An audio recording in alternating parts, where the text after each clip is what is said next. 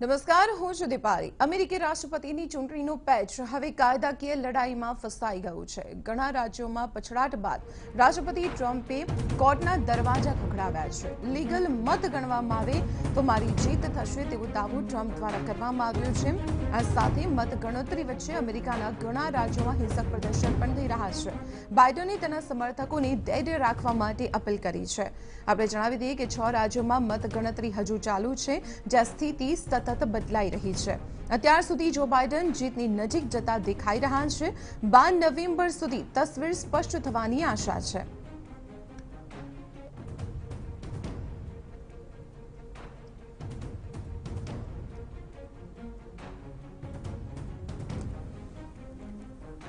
તો આપણે જણાવી દઈએ કે રાષ્ટ્રપતિ ચૂંટણી અત્યારે અમેરિકામાં ચાલી રહી છે અને આ ચૂંટણી ધીમે ધીમે ખૂબ જ રસપ્રદ બનતી જોવા મળી રહી છે।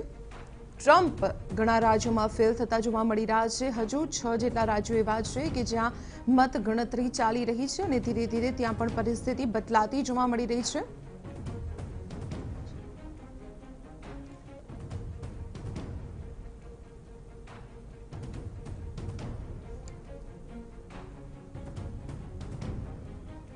તો આપણી સાથે અમેરિકાથી જોડાયા છે સુનિલભાઈ નાયક। તેમની સાથે સીધી વાતચીત કરીએ। સુનિલભાઈ, જે પ્રકારના પરિણામો સામે આવી રહ્યા છે, ટ્રમ્પ કાર્ડ ધીરે ધીરે ફેલ થતું જોવા મળી રહ્યું છે। જો બાઇડન અત્યારે સફળતાની દોડમાં આગળ છે, પરંતુ આ સમગ્ર મામલો અત્યારે કોર્ટમાં પહોંચ્યો છે। ત્યાંની શું પરિસ્થિતિ છે અને ત્યાંના લોકો શું માની રહ્યા છે આ પરિસ્થિતિને? પરિસ્થિતિ જે ચૂંટણીની છે અથવા તો મતગણતરીની છે, એમાં તો જેમ સૌ જોઈ રહ્યા છો બીજા અમેરિકન ટીવી ચેનલ્સ પર, એમ 5માંથી 2 સ્ટેટ્સમાં હજી પણ જો બાઇડન આગળ લીડ રહી રહ્યા છે અને બાકીના 2 સ્ટેટમાં જે લીડ ડોનાલ્ડ ટ્રમ્પની હતી તે ઘટતી અત્યારે જે એક મેજર સ્ટેટ છે જોર્જિયા, એમાં હવે 1700ની ખાલી લીડ રહી ગઈ છે અને ટૂંક સમયમાં મિનિટોમાં જ કદાચ એ લીડ જે છે એ જો બાઇડન લઈ લેશે। એટલે ચૂંટણીની રીતે અથવા તો મતગણતરીની રીતે તો જો બાઇડન લગભગ નિશ્ચિત છે કે ચૂંટણી જીતી જશે, પણ ફક્ત ચૂંટણી અથવા તો મતગણતરીથી આ ઇલેક્શન પૂરું નથી થવાનું। જે પહેલેથી આ તો અપેક્ષિત હતું। પહેલેથી ડોનાલ્ડ ટ્રમ્પે કીધેલું જ હતું કે કોર્ટમાં જશે। એને કોર્ટમાં જુદા જુદા સ્ટેટમાં એટલીસ્ટ 4 સ્ટેટમાં તો ઓલરેડી એ લોકોએ ટ્રમ્પની ટીમે લીગલ કેસીસ ફાઇલ કરી દીધા છે। પણ લોકોનું એવું માનવું છે, નિષ્ણાતોનું પણ એવું માનવું છે કે કોર્ટમાં જવાનો એનો હક છે, પણ એ કોર્ટમાંથી કંઈ ખાસ એવું નીકળશે નહીં। આ પરિણામ જે છે, અમેરિકા જે દુનિયાની સૌથી જૂની ડેમોક્રેસી છે, એ ડેમોક્રેસી જાળવવા માટે પણ કોર્ટમાં ભલે ટ્રમ્પે હમણાં છેલ્લે સુપ્રીમ કોર્ટની છેલ્લા એક જજની નિયુક્તિ એમણે કરી છે, છતાં પણ સુપ્રીમ કોર્ટ તરફથી કોઈ ફેવરેટિઝમ મળે એવું નહીં થાય। તો સુનિલભાઈ, અંદાજે કેટલો લગાવી શકાય? સ્પષ્ટ પરિણામ આવતા કેટલો સમય લાગી શકે છે જ્યારે કોર્ટમાં મેટર પહોંચી છે ત્યારે? સ્પષ્ટ પરિણામો આમ તો કાલ સુધીમાં જેવું પેન્સિલ્વેનિયા જો જીતશે એટલે આ નક્કી છે, એટલે સ્પષ્ટ પરિણામો આવતા થોડીક વાર લાગશે, કારણ કે સ્ટેટમાં જે મિલિટરીના ને એના વોટ્સ છે એ ગણાતા હજી બીજા એટલીસ્ટ 3-4 દિવસ થશે। બાકી જે 1-2 સ્ટેટમાં છે એ લોકો ગણતરી હજી રવિવાર સુધી નથી કરવાના। એટલે જે તે કારણના લીધે સ્પષ્ટ અથવા તો ઓફિશિયલ ડેક્લેરેશન છે એ કદાચ હજી બીજા 3-4 દિવસ સુધી નહીં આવે, પણ કાલ સુધીમાં નક્કી થઈ જશે કે ઇલેક્ટોરલી જો બાઇડન અથવા તો ડોનાલ્ડ ટ્રમ્પ બેમાંથી કોણ પ્રેસિડેન્ટ થશે। એમાં અત્યારે ચાન્સીસ નિષ્ણાતોના કહેવા પ્રમાણે, અને મારું પર્સનલ પણ એવું માનવું છે કે જો બાઇડનના ચાન્સીસ હવે 90% છે। 10% ચાન્સીસ કંઈક મિરેકલ થાય અને જો ડોનાલ્ડ ટ્રમ્પ તરફ પાછું આ જે પરિણામો છે અથવા તો ચૂંટણીની ગણતરીઓ જે ચાલી રહી છે એમાં કંઈક સ્વિંગ થાય તો જુદી વસ્તુ છે, પણ એ કોઈ મિરેકલ થાય તો જ હવે પોસિબલ છે। એટલે હવે જો બાઇડન પ્રેસિડેન્ટ થશે કે નહીં એ સવાલ નથી, ક્યારે થશે એ સવાલ છે।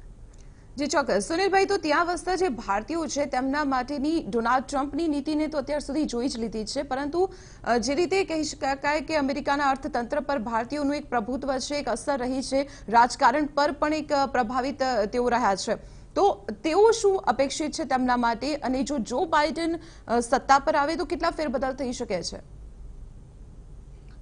ગુજરાતીઓ તમે કીધું એમ ઇકોનોમિકલી તો ખૂબ સદ્ધર છે જ, અને એ ઇકોનોમિકલી એમનું પ્રભુત્વ આ કન્ટ્રી ઉપર છે જ, પરંતુ પોલિટિકલ એટલું પ્રભુત્વ નથી. આપણે એક કમ્યુનિટી તરીકે, ઇન્ડિયન કમ્યુનિટી તરીકે એવી એક કલેક્ટિવ કોઈ સ્ટ્રેન્થ નથી બતાડી શક્યા.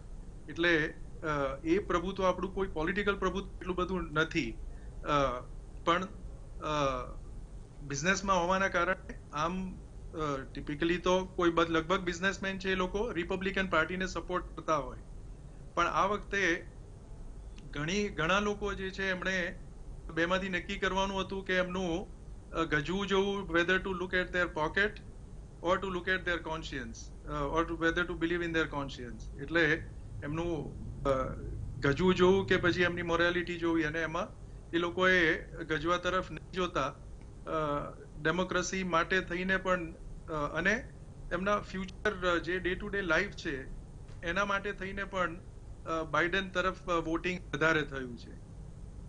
જી ચોક્કસ સુનિલભાઈ, સૌથી મોટી ડેમોક્રેસી અને તે પરિણામોની વચ્ચે અત્યારે હિંસક પ્રદર્શનો પણ જોવા મળી રહ્યા છે. કયા કયા વિસ્તારોની સ્થિતિ અત્યારે બગડતી જોવા મળી રહી છે?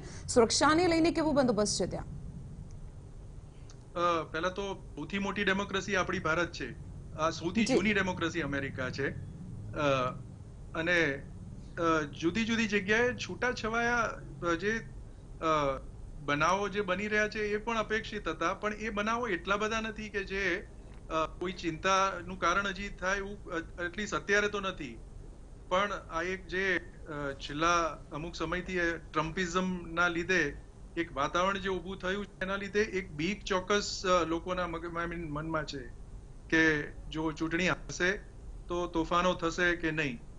તોફાનો કદાચ છૂટાછવાયા થશે, ખાસ કરીને ન્યુયોર્કમાં જ્યાં જ્યાં બંનેનો જે સ્ટ્રોંગ હોલ્ડ છે ત્યાં થોડા તોફાનો અને દેખાવો થશે, પણ એ દેખાવો કે તોફાનો એ હદ સુધીના નહીં હોય કે જે તાત્કાલિક કંટ્રોલમાં ના લઈ શકાય. એટલે આ દેશ હજી પણ ડેમોક્રેસીમાં માનવા વાળો દેશ છે, અને લોકોએ નહીં ભૂલવું જોઈએ કે હજી તો ભલે વ્હાઇટ સુપ્રીમસીનું આટલું બધું છેલ્લા 5 વર્ષમાં 4 વર્ષમાં ગમે તેટલું પ્રભુત્વ થયું હોય, આ જ દેશે આજથી 12 વર્ષ પહેલા બારાક ઓબામાને પણ ચૂંટ્યો જ હતો. એટલે આ અહીંની વસ્તી જે છે ડેમોક્રેસીમાં માનવા વાળી વસ્તી છે, એટલે એમના સેન્ટિમેન્ટ જે છે એ ટાઈમ બિંગ લોકો દેખાડશે, અને એના લીધે દેખાવો થશે, થોડો તોફાનો પણ થશે, પણ એ હદ સુધીના નહીં હોય કે જેમાં કોઈ બહુ મોટું ચિંતાનું કારણ રહે. જી સુનિલભાઈ, આપ અમારી સાથે જોડાયા તે બદલ આપનો આભાર. તો આપણે જણાવી કે અમેરિકામાં અત્યારે જે રીતે પરિણામો સામે આવી રહ્યા છે, ઉથલપાથલ થતી જોવા મળી રહી છે, પરંતુ અત્યારની સ્થિતિની જો વાત કરવામાં આવે તો જો બાઇડન અત્યારે સફળતા તરફ આગળ વધતા જોવા મળી રહ્યા છે, ટ્રમ્પ ગાડી તરફ ફેલ થતું પણ જોવા મળી રહ્યું છે.